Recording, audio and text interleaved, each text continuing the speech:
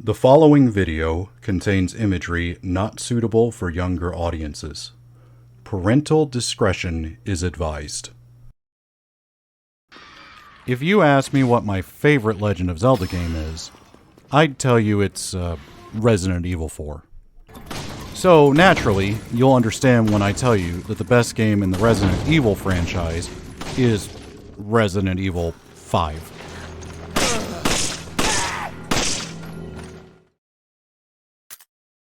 Resident Evil. Resident Evil is a series I have an unusual history with. I can't remember the exact timeline of my experience with this franchise, but judging by release dates, I believe I played Resident Evil 4 on the Wii first. I was so impressed with that game that when I saw Resident Evil for the GameCube on some random store's shelf, I bought it immediately. What is this place? Not quite your ordinary house, that's for sure.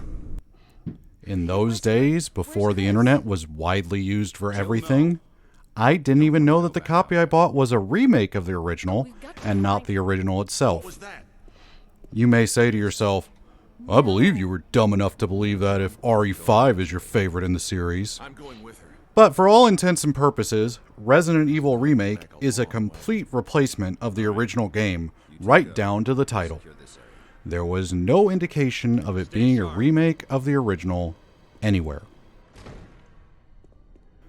Most people find Remake to be a gorgeous reinterpretation of the pixelated PlayStation graphics. For me, I thought it was pretty impressive for being such an old game, but it didn't grab me enough to beat it more than once. The original is where my curiosity stopped because I only moderately enjoyed it. The question of whether any other game in the series was good never even occurred to me. That may seem weird in this postmodern internet age where watching a Resident Evil Requiem video on YouTube will take you down the rabbit trail of Resident Evil through the ages.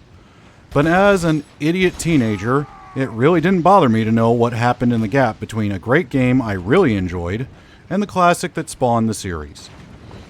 It wasn't until Resident Evil 5 came along that I became interested in the series again. And I don't even think I bought it. I'm pretty sure it was my older brother who got it on 360.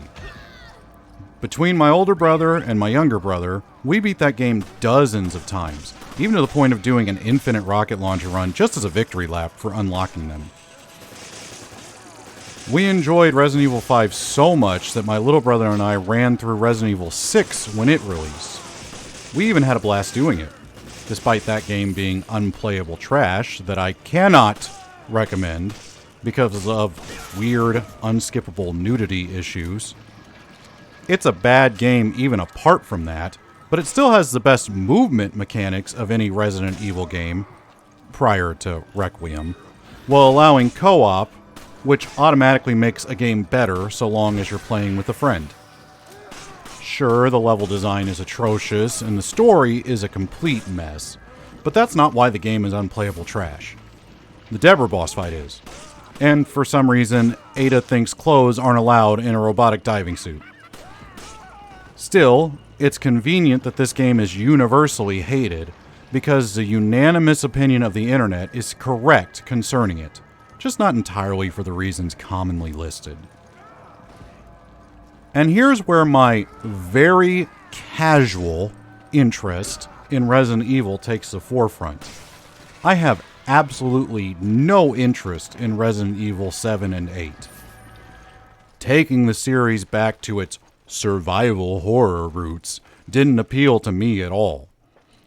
Seeing the main character of those games reattach his hand with an herb in the promotional trailers just had me rolling my eyes. So, my hands definitely are hurting here. Oh, yes. Advil. There, all better. Like it never happened. The RE8 lady, who's the size of an average human mother, looked like another Deborah waiting to happen. Chris Redfield is the bad guy, according to the trailers.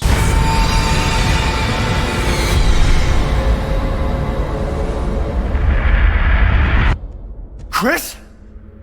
Sorry, Ethan.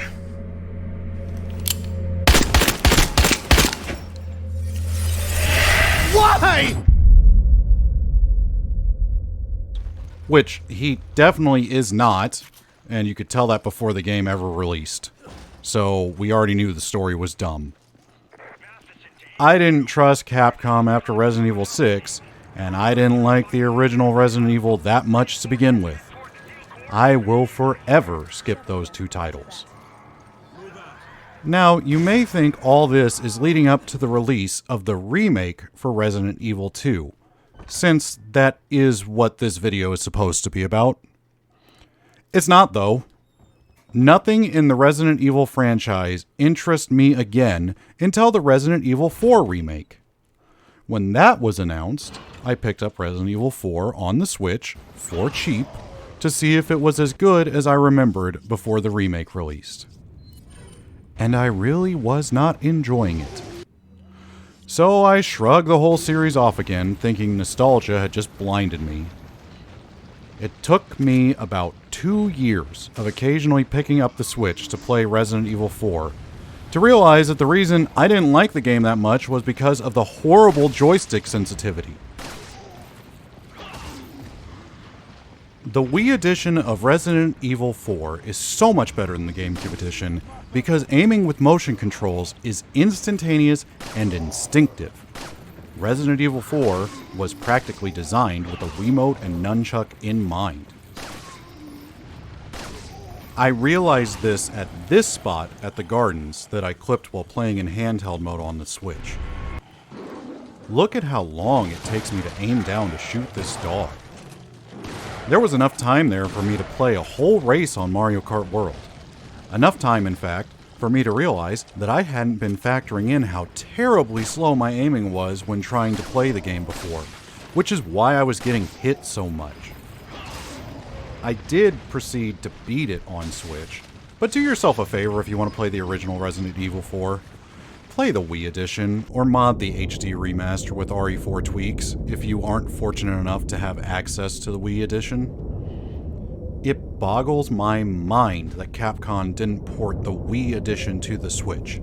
Motion controls enhance that game so much. So, you might think it's Requiem's launch that has someone like me interested in a Resident Evil video.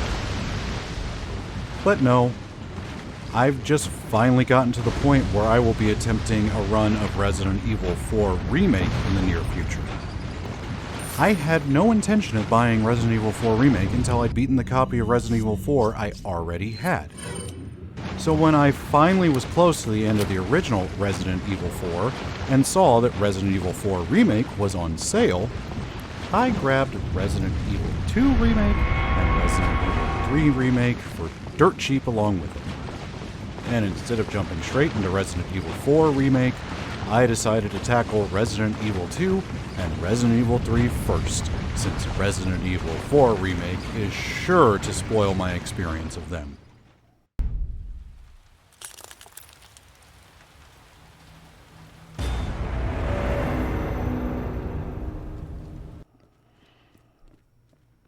Hardcore fans of the series should pay attention to this, because the best-selling games in the series are the ones that appeal to people with a story like mine.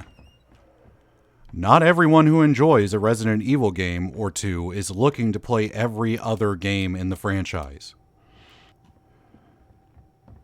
But then there are some games in the series that appeal to casual and hardcore gamers alike.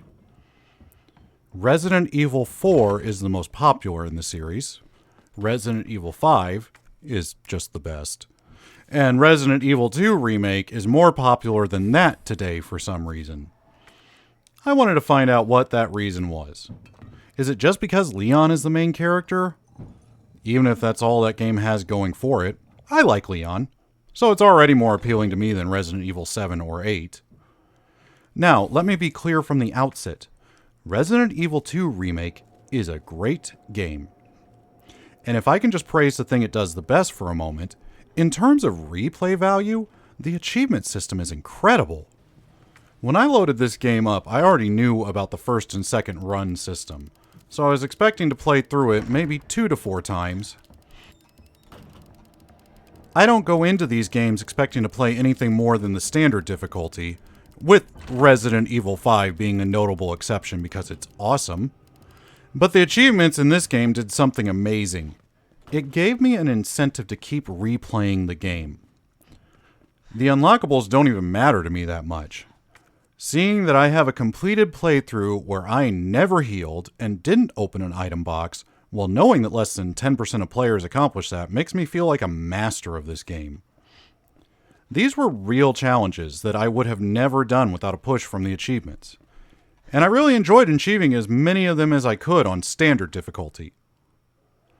That first playthrough as Leon was incredible, even if the shotgun isn't up to Resident Evil 4 and 5 standards. My second playthrough as Claire was great too. Then I did the second run with Claire and thought the Quick Draw Army was the worst gun in the game, which it is in terms of the handguns, apart from the bosses. They say a good Resident Evil game is a survival horror experience the first time through, that then loses its horror element on repeated playthroughs. That wasn't true for me on this game. It wasn't until my third and fourth time playing through that I was fully stressed out. I jumped occasionally at lickers and bosses and Mr. X turning the corner randomly, but I don't consider being frightened here and there with a jump scare or two to be horror. I had run into an existential dread while playing Resident Evil 2 Remake, the likes of which no game before has ever hit me with so hard. It was that stupid clock! You see, I was trying to get an S rank. Every little waste of time stressed me out. Then the worst thing ever happened to me. I had to leave some zombies alive. I've never deliberately left zombies alive in a Resident Evil game before, other than scripted events, of course, but still. This is not the way. Okay, got it!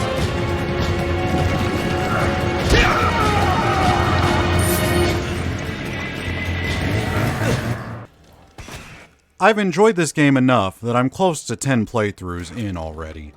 But despite the triumph I felt when getting an S rank, I have never felt so much dread from any game before in my life.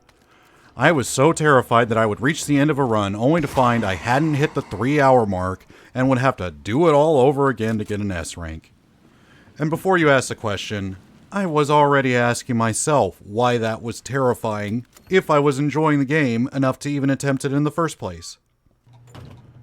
You see, I'm an adult. I work a full-time job. I have 8 children that aren't allowed to watch me play Resident Evil or Phasmophobia yet, which is part of why it took me so long to find time to beat Resident Evil 4. But it is for this reason that I will never beat Pantheon 5 in Hollow Knight. The time I had to dedicate to that game is over. I will never practice it enough to be good now that I've put that game aside. My time is a limited resource. Investing 3 hours into something only to fail and try again later simply isn't something I can afford to do all that often. It would immediately turn a hobby into work. And like most people watching this video, I am not a successful Twitch streamer that can just throw myself at a challenge until I accomplish it because people are paying me to entertain them with that failure for some reason. The thought of a game completely and utterly wasting my time for nothing but stress in return is more terrifying to me than anything else this survival horror game could throw at me. Now, I understand that some people would argue all video games are a waste of time. I understand that argument. I also know I didn't have to attempt an S rank just for an achievement if I didn't find it enjoyable. I understand that those first couple of playthroughs were fantastic, and I would recommend this game to anyone who thinks they might be interested in it. Still, during that playthrough where I was stressed out at the thought of missing an S rank, I started to notice some elements of the game design that I completely hate. My philosophy when it comes to video games as games is that they should be fun first and foremost, while also not overstaying their welcome and wasting my time. These were all things I've complained about in both Resident Evil and the Legend of Zelda series for a long time now, but I've been struggling to pin down definitively and put into words. They are subtle enough problems that I think this game is close to perfect for what it's trying to achieve, but that's exactly the problem. I don't like what this game is trying to achieve. So what's in a genre? Ask anyone what makes a survival horror game, and you'll have some variation of the four following things. Number 1, resource management. Number 2, exploration. Number 3, isolation. And number 4, an overwhelming evil. So while your weapons break in Breath of the Wild, the emphasis is on exploring, and Link is the only character who can do anything about it, so you're isolated as well. Breath of the Wild still isn't a survival horror game though, because Calamity Ganon is a joke that barely qualifies as a threat.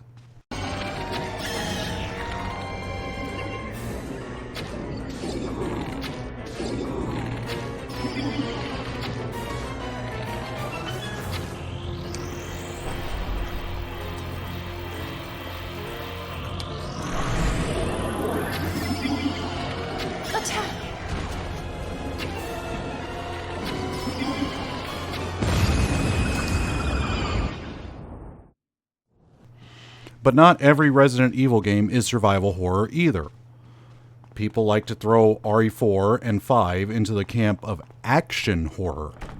Despite the horror setting of those games, the abundance of ammo and emphasis on fun combat makes your characters into walking armories capable of facing the hordes of undead they fight. You may have guessed it from my preferences for Resident Evil 4 and 5, but I don't even like horror games. This is ironic considering my most played games on Steam right now are Repo, various Resident Evil titles, and Phasmophobia. Repo is a roguelike physics-based co-op game that barely qualifies as horror. It's not really my favorite type of game apart from the co-op element either. I rarely if ever play a single-player roguelike, and would much prefer a beat-em-up like TMNT for co-op. But Repo is better than the sum of its parts by creating hilarious, unexpected moments, so it's a great game for what it is. Oh, I was just assuming with my luck with mobs, we'd just have, he'd just come right back in. You just fold. Okay, I think that's everything. Phasmophobia is another game with an emphasis on the co-op experience. It is simply a randomly generated deductive reasoning puzzle. Honestly, Phasmo has more in common with Sudoku than it does with horror games. But it is jump scare heavy and in a horror setting with ghosts, so I guess it's earned its title as a horror game. Okay. Wait, what was I saying? This is nothing like Phasmo. Ah! Having said all that, Resident Evil 2 Remake is the best survival horror game I've ever played. It's just the design traits of a survival horror game that I hate. I listed the 4 pillars above for what makes survival horror. And that's resource management, exploration, isolation, and an overwhelming evil in opposition to you. But I could further summarize the genre down to a single trait. And that trait? Make it terrible. That's not a joke either. It's not resource management that makes a game survival horror, but rather how terrible that resource management is. Do you know why Resident Evil 4 is considered action horror rather than the survival horror that the series was known for up to that point? Because its combat is fun, and it gives you more than enough ammo to engage in it. More than that, the game rewards you for doing what you already want to do. See a zombie? Kill it. Kill a zombie? You get money! Got money? Stronger weapons! Stronger weapons? Kill more zombies! And so that gameplay loop is enjoyable no matter where you're at in the process. The reason Resident Evil 4 is not survival horror is because the game is fun. And being a fun game is antithetical to what survival horror is attempting to achieve. And Resident Evil 5 is just the worst. How am I supposed to have a terrible time in a game where I've got a friend with me on this over-the-top adventure? I can't get scared when I'm dying because my wife blew me up with a grenade. What was Capcom thinking making a fun game instead of a scary one? And on top of that, the game has the gall to have nearly 20 unique levels with hidden collectibles to find, rather than reusing the same rooms through the whole game so that I'm exploring one massive, unique map due to hardware limitations. Now, even though I think the essence of survival horror is make it terrible, I also believe Resident Evil 2 Remake is a great game while striving to be a survival horror game at the same time. But it reminds me a lot of Breath of the Wild. It's a great game that gets worse the more I see. And while Breath of the Wild is that way primarily due to weapons breaking, clunky menus, and obnoxious cooking mechanics, oh looky there, terrible resource management. I don't think Resident Evil 2 Remake has terrible resource management. On standard mode. Standard mode is great. The problem with Resident Evil 2 Remake is that it not only gets harder the more you play it and strive for greater challenges, it also forces you to engage with less enjoyable mechanics to accomplish those greater challenges. Hardcore mode does this in multiple ways, the most obnoxious of which is removing some of the hip pouches that expand your inventory size.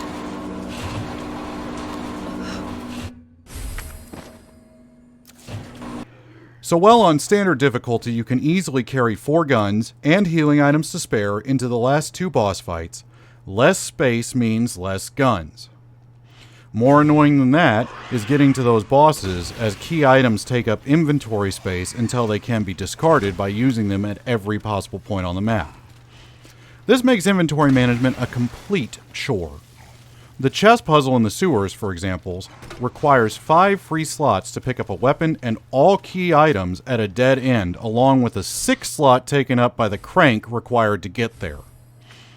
In hardcore, that's half of the maximum inventory you can have at that point, leaving very little room for guns, ammos, knives, grenades, herbs, and anything else you might want to take along. Like, for example, another key item you want to take along to reduce backtracking. The other thing hardcore does to make the game terrible is require ink ribbons to save. I'm fine with ink ribbons in this game because there are plenty for someone who's played through on standard and already knows what's coming up, but I still hate the concept. There's always at least one by a typewriter or an item box where you can get extras in safe rooms, but it's honestly just annoying. It doesn't make the game more challenging, it just wastes time. Either by forcing you to do an inventory shuffle, or forcing you to replay sections because you ran out of ink ribbons and died. Arbitrary limitations are one of the things I hate most in gaming, which, coincidentally, is why I'll probably never beat Tears of the Kingdom. I know I confused things to weapons to make them stronger, but man is it just a complete pace breaker in a game where I already avoid combat because I hate finding decent weapons. Oh, sorry about that hiatus. Anyway, the other thing that hardcore does on RE2 Remake is increase the damage enemies can endure. I really hate this, just like I hate it in Breath of the Wild Master Quest. And I hate it for the same reason. It breaks the most enjoyable aspect of the game. Combat should be fun. Adding health is the cheapest way to add difficulty.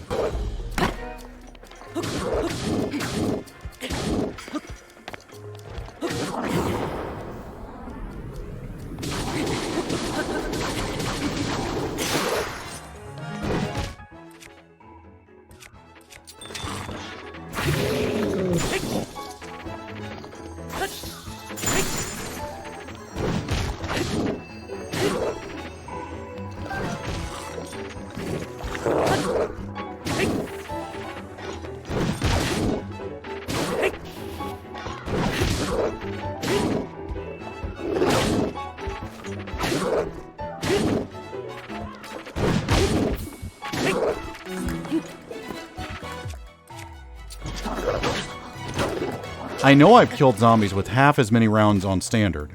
I know a critical hit can cause a zombie's head to explode with a single shot. So why am I having to pour 15 rounds of handgun ammo directly into a zombie's head to take it down all of a sudden?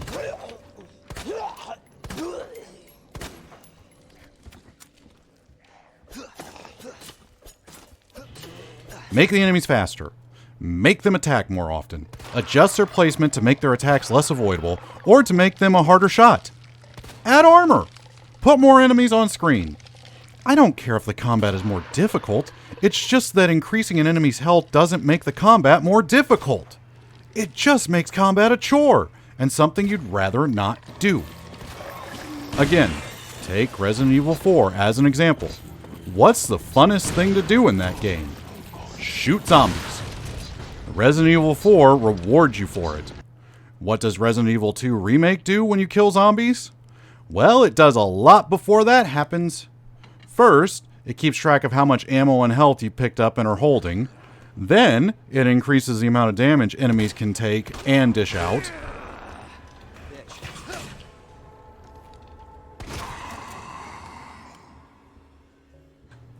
And then you have to worry about not having enough ammo for the next upcoming challenge.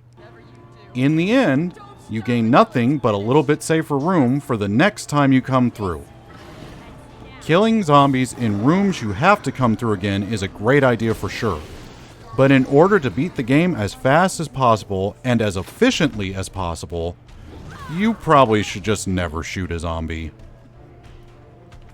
Resident Evil 2 Remake wants you to memorize the whole game and play it like a speedrunner. It rewards you for not engaging with its mechanics more than it rewards you for playing the game like a normal person would.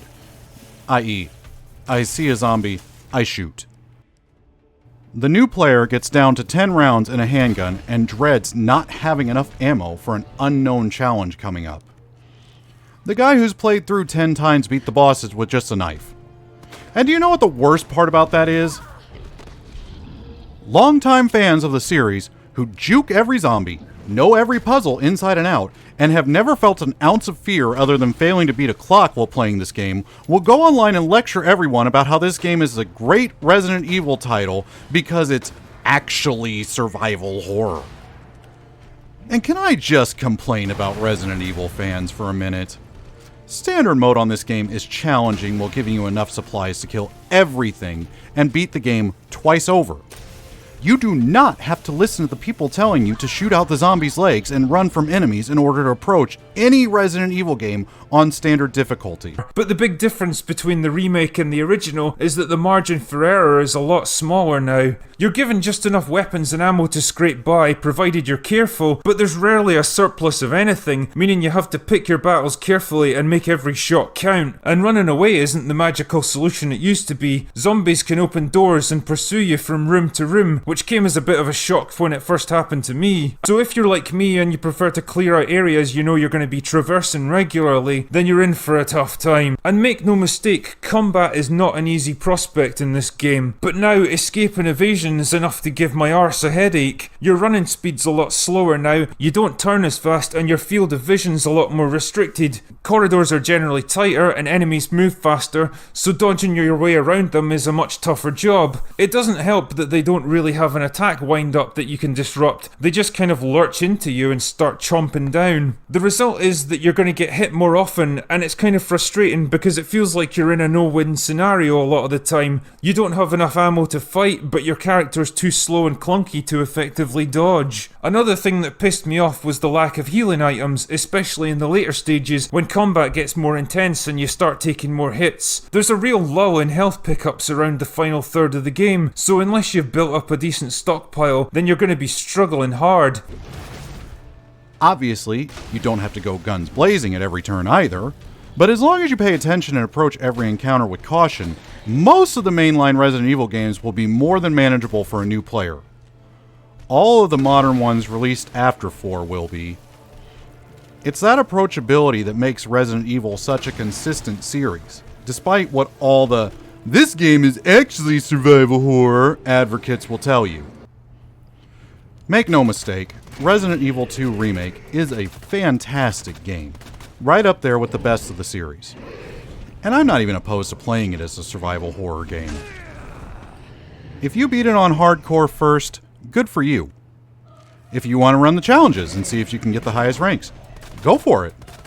I have. I don't think I'm going for S on hardcore because I think I've had my fill of the game, but I can understand why someone would enjoy this game enough to try for it. The only point I'm making here is that the harder the game gets, the worse it gets. That's the definition of what survival horror is.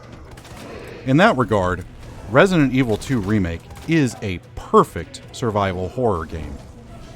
It's fun for those who just want to play on standard difficulty and experience it a few times, but it's also filled with horrible garbage for the masochists who seek out that sort of thing. So, in conclusion, Resident Evil 5 is better. You should definitely play that one no matter what you think of Resident Evil 2. Irving, in my opinion, is one of the hardest bosses in the series to deal with. Is he talking about the guy where you get infinite ammo, machine guns, and rocket launchers to shoot at? I can't tell you how many times I found myself missing them as they swayed back and forth until they eventually reached me, and yeah, the rest is history. Oh, I see why you had trouble with Irving now.